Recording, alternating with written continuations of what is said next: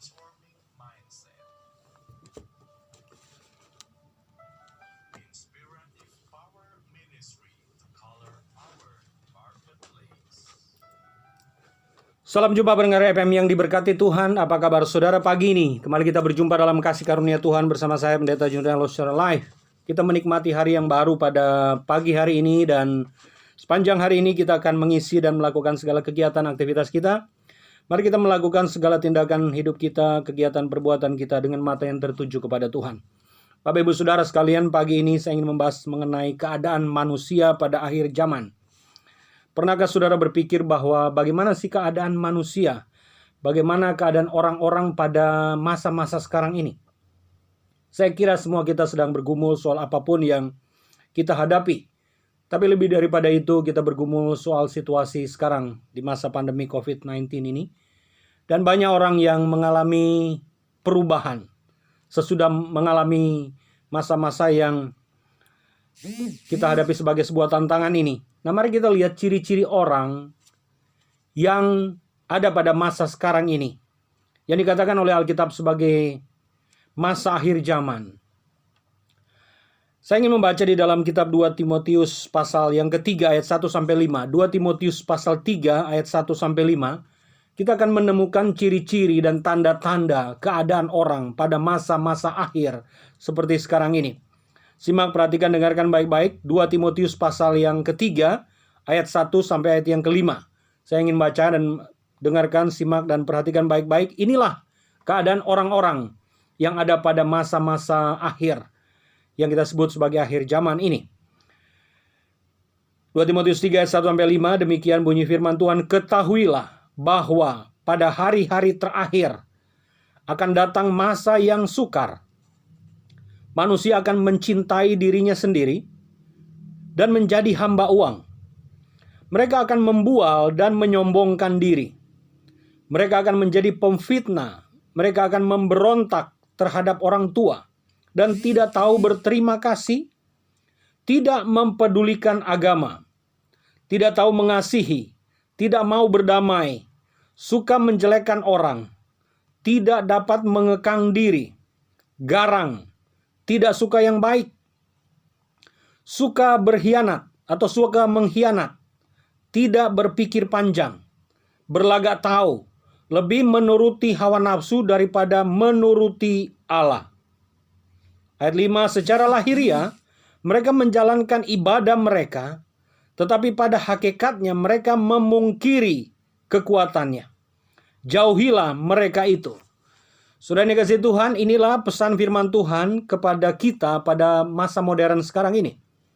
Ini adalah pesan firman Tuhan yang ditulis oleh Rasul Paulus kepada seorang pemimpin muda yang bernama Timotius ketika dia melayani di kota Efesus, di gereja Efesus. Paulus memberikan pengajaran, Paulus memberikan nasihat, Paulus memberikan penggembalaan kepada pemimpin muda itu. Nah, salah satu catatan pengajaran Paulus itu tertulis di dalam 2 Timotius 3 ayat 1-5 yang sudah kita baca dan dengarkan bersama-sama. Ini adalah identifikasi, ini adalah ciri, ini adalah tanda orang-orang yang masuk pada masa-masa akhir. Ini adalah tanda-tanda, adalah ciri-ciri sikap dan perilaku orang yang ada pada masa-masa terakhir, khususnya ketika sedang mengalami persoalan dan pergumulan. Apa yang mereka lakukan? Apa yang mereka perbuat? Nah, di sini Paulus mengatakan di dalam ayat yang kedua, ayat pertama dan kedua, ketahuilah bahwa pada hari-hari terakhir akan datang masa yang sukar. Akan datang masa yang sukar. Masa-masa sukar akan dialami oleh setiap manusia atau semua manusia menjelang akhir zaman. Ciri dan tanda dari masa-masa sukar itu adalah seperti yang sudah tertulis. Mulai ayat yang kedua. Manusia akan mencintai dirinya sendiri dan menjadi hamba uang. Ini ciri yang pertama dan kedua dari keadaan dan kondisi manusia pada akhir zaman. Manusia akan menjadi orang yang egois, selfish, dan sangat mementingkan diri sendiri. Apakah kita bisa lihat itu ada terjadi di dalam masyarakat kita? Bagaimana orang menjadi sangat individualistis. Mereka tidak lagi memikirkan orang lain. Yang penting saya, aku, saya, kami, kita. Yang merujuk kepada diri sendiri.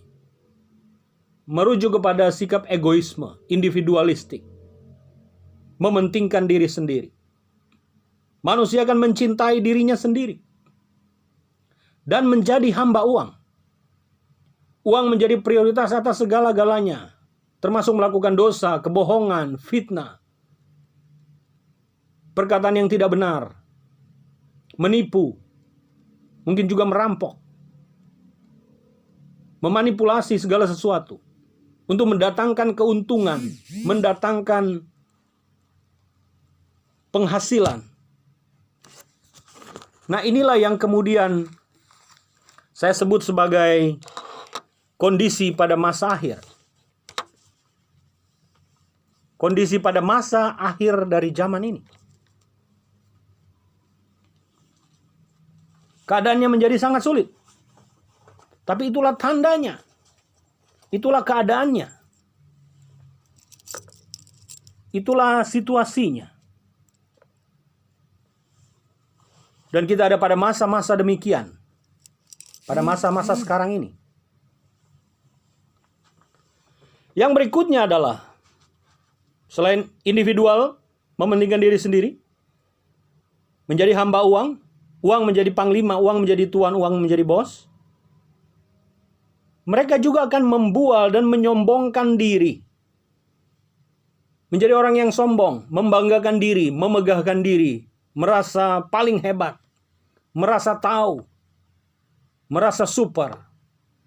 Mereka menyombongkan diri dengan segala kapasitas dan kemampuannya barangkali. Banyak orang menjadi sombong. Mungkin karena kekayaannya, karena kedudukannya, karena jabatannya, karena kuasanya, karena pengaruhnya. Lalu kemudian merendahkan orang lain. Merasa berkuasa, merasa berotoritas, merasa punya power dan sebagainya. Sehingga dia menyombongkan diri.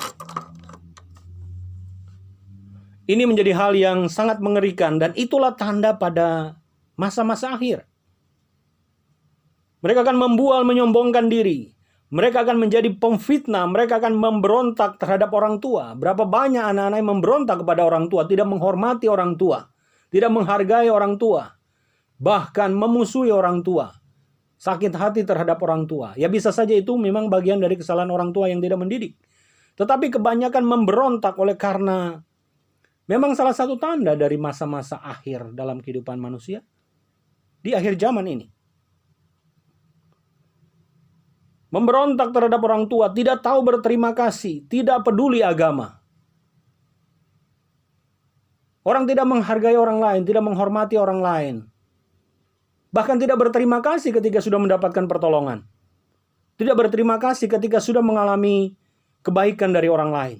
Ini adalah orang-orang yang tidak tahu diri. Ini adalah orang-orang yang tidak tahu berterima kasih, kata firman Tuhan. Bahkan tidak peduli agama. Agama dianggap sudah kuno. Agama dianggap sudah tidak relevan. Ini mengerikan.